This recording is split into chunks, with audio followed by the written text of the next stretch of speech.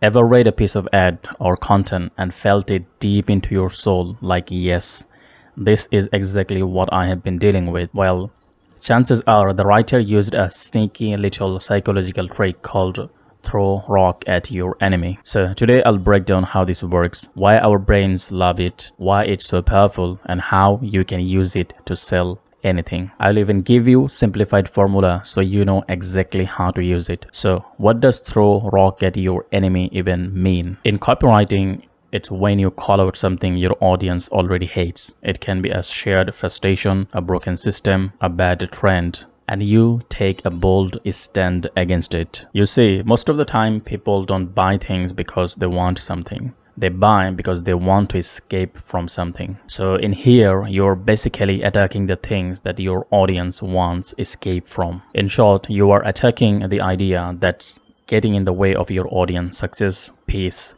or growth. As I have mentioned before, it can be a mindset, a method, a product, or even a habit that keeps people stuck. There's a reason it works so well, and it's not magic, it's psychology. Because humans are tribal by nature. We bond deeply with people who share our values, especially when we're fighting the same enemy. You are basically telling your audience, hey, I'm on your side, I see the BS too, and I'm not afraid to speak about it. And suddenly they're like, okay, I trust you, tell me more. So first, let's take a look at few real-life examples of this in action. If you are in health and wellness, you have been told to skip breakfast and live off smoothies, but that's not healing your gut, it's just masking the symptoms. Here, the enemy is trendy advice that doesn't work. If you are in business coaching, hustle culture taught you to work harder, but burnout isn't a business strategy, it's a breakdown waiting to happen. Here, the enemy is hustle culture. If you are a freelancer or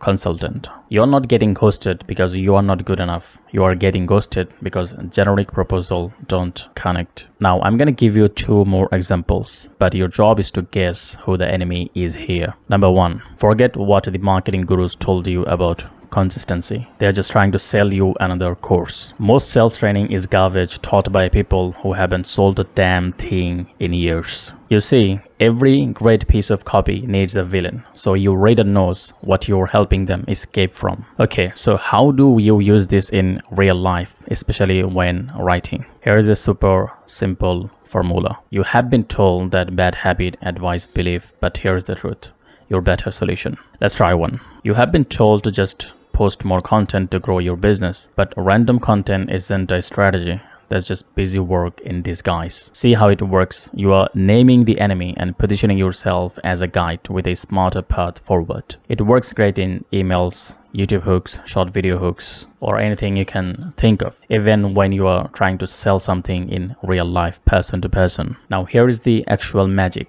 Now that you have learned how to use it, you'll see that this is being used everywhere. I want you to pay more close attention and learn to better use of this technique. So here is the recap. Find the enemy, call it out, throw the rock.